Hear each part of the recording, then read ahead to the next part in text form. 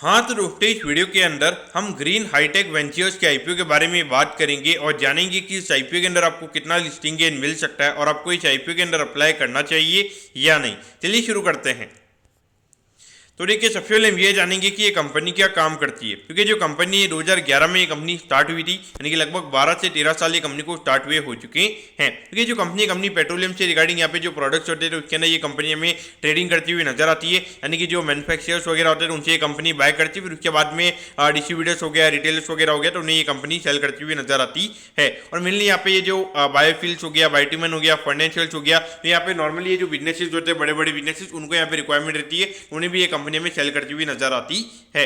उसके अगर हम बात करेंगे तो यहाँ पे ये जो कंपनी है, ये कंपनी में उत्तर प्रदेश के अंदर ये कंपनी में काम करती हुई नजर आती है। और उसके अलावा अगर ये जो इथेनॉल प्रोडक्शन वाली जो कंपनीज होती है, जो इथेनॉल जो प्रोड्यूस वगैरह करती है, तो उन्हें यहाँ पे उसके रिगार्डिंग जो मेंटेनेंस की जो सर्विसेज होती है वो भी ये कंपनी में प्रोवाइड करवाती हुई नजर आती है। अगर हम कंपनी के पे रोल के अगर हम टोटल एम्प्लॉइज की अगर हम बात करेंगे तो 68 एम्प्लॉइज ये कंपनी के नाम में काम करते हुए नजर आते हैं। तो देखिए, एक छोटी कंपनी में नजर आती है, लेकिन मुझे लगता है कि जिस तरीके से अभी कंपनी का रेवेन्यू लगातार हमें गिरता हुआ नजर आ रहा है, तो कहीं ना कहीं यहाँ पे जो कंपनी का एम्प्लॉय का नंबर है वो आने वाले टाइम पे हमें और कम होता हुआ नजर आ सकता है, क्योंकि अगर एम्प्लॉइज यहाँ पे कंपनी कम नहीं करेगी तो वहाँ पे कंपनी में लॉस में आती हुई नजर आ सकती है। अगर हम यहाँ पे कंपनी के ऑब्जेक्टिव की अगर हम बात करेंगे तो देखिए, वर्किंग कैपिटल की रिक्वायरमेंट यानी कि जो डेली टू डेली कैश के रिक्वायरमेंट होते हैं उसके रिगार्डिंग यहाँ पे कंपनी का आईपीओ में आता हुआ नजर आ रहा है। तो देखिए, नॉर्मली यहाँ पे कंपनी हमें ट्रेडिंग करती हुई नजर आती है और ट्रेडिंग के अंदर आपको वर्किंग कैपिटल की रिक्वायरमेंट होती है और उसी के रिगार्डिंग यहाँ पे कंपनी का आईपीओ में आता हुआ नजर आ रहा है। अगर हम यहाँ पे कंपनी के प्रमोटर्स की अगर हम बात करेंगे तो देखिए, नवेद इकबाल जी और उसके अलावा मोहम्मद नदीम जी हमें यहाँ पे कंपनी के प्रमोटर नजर आते हैं। अगर हम कंपनी के फाइनेंशियल की अगर हम बात करेंगे तो देखिए, 2021 से लगातार अगर हम रेवेन्यू के नंबर्स की अगर हम बात करेंगे, डिक्लाइनिंग ट्रेंड पे हमें ये नंबर नजर आता है। यहाँ पर अगर आप देखोगे 40 करोड़ के लगभग ये नंबर था, फिर उसके बाद में ये नंबर हमें 66 करोड़ के लगभग होता हुआ नजर आया था, यानी कि यहाँ पे थोड़ा हमें नंबर ये बढ़ता हुआ नजर आया था, अराउंड 26 करोड़ से नंबर में बढ़ता हुआ नजर आया था। लेकिन अगर हम 2023 में अगर हम देखेंगे, सीधा ये नंबर हमें 25 करोड़ के लगभग होता हुआ नजर आया है, यानी कि आधे से भी ज्यादा कंपनी का रेवेन्यू का नंबर में गिरता हुआ नजर आया है। और अभी अगर हम बात करेंगे तो लगभग 10 महीने में कंपनी ने हार्डली 3 करोड़ के लगभग का ही रेवेन्यू किया है, यानी कि जो इंडिकेट कर रहा है कि लगभग पर मंथ का यहाँ पे कंपनी का revenue run rate around 30 lakh के लगभग यहाँ पे चलता हुआ नजर आ रहा है।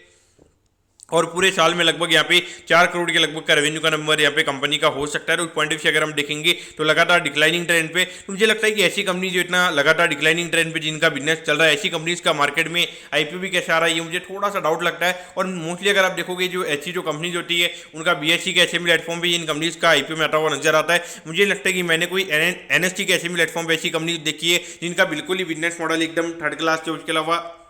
और थर्ड क्लास तो मैं नहीं बोलूंगा, लेकिन जिनका बिल्कुल ही डिक्लाइनिंग ट्रेंड पे बिजनेस चल रहा है, तो ऐसे बिजनेस जहाँ पे पब्लिक नॉर्मली फंस जाती है, तो ऐसे मुझे लगता है कि कहीं ना कहीं यहाँ पे आपको थोड़ा कॉशियस रहना चाहिए। और यहाँ पे मेरे ख्याल से प्रॉफिटेबिलिटी के बारे में बात करके कोई सेंस नहीं है, क्योंकि अगर आपका रेवेन्यू का नंबर अगर 90% अगर गिर चुका है तो वहाँ पे मेरे ख्याल से प्रॉफिटेबिलिटी आपने थोड़ा बहुत मैनिपुलेशन कर लिया होगा। मेरे ख्याल से तो ये मुझे टोटली नेगेटिव यहाँ पे नजर आता है।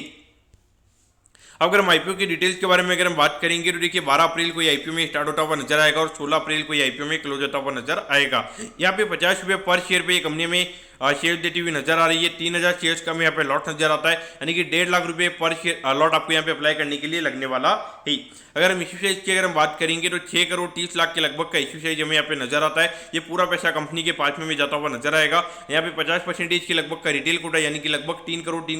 15 लाख के लगभग का रिटेल कोटा में यहाँ पे कंपनी का नजर आता है। और ये जो कंपनी है, कंपनी बीएससी के ऐसे प्लेटफॉर्म पे ये कंपनी में लिस्ट होती हुई नजर आएगी। अगर हम यहाँ पे टाइम टेबल के बारे में अगर हम बात करेंगे तो देखिए, 18 को आपको पता चल जाएगा कि आपको अलॉटमेंट मिला ही, यानी कि अलॉटमेंट नहीं मिलता तो 19 को रिफंड मिल जाएगा और 19 को आपके डिमेट अकाउंट में शेयर आ जाएंगे अगर आपको अलॉटमेंट मिलता है। और 22 तारीख को ये कंपनी में लिस्ट होती हुई नजर आएगी।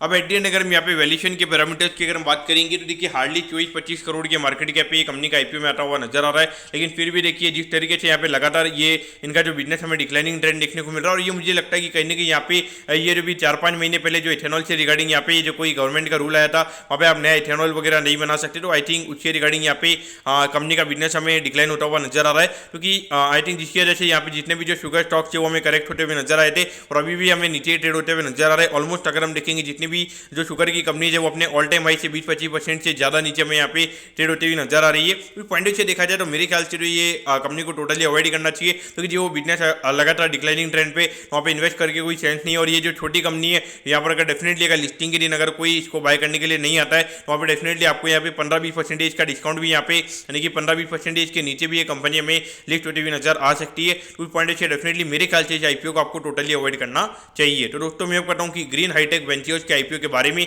आपको सब कुछ समझ में आ गया होगा। अगर आपकी कोई भी क्वेरीज है आप कमेंट कीजिए, मैं जरूर आपके कमेंट पर रिप्लाई करूंगा। ओके दोस्तों, thank you, have a nice day.